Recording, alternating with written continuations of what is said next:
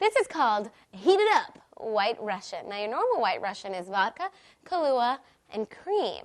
So, this one, dun, dun, dun, we have our hot coffee. Oh my gosh, that smells good. Okay, hot coffee. Now you're going to do like a half a cup or so of cream.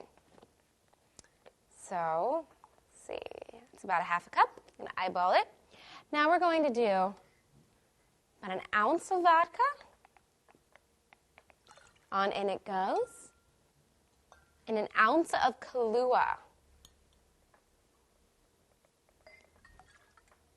There we go. And now you're just going to stir. I'm going to use this straw, actually. La, la, la, la, la, la, la. La, la, la, la, la. That's the Stir Law song, in case you didn't know. I don't know why you wouldn't know that, but that's what it is. Okay, best part.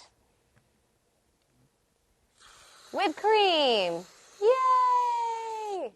Isn't that lovely? There you go. That is your heated up White Russian. Cheers.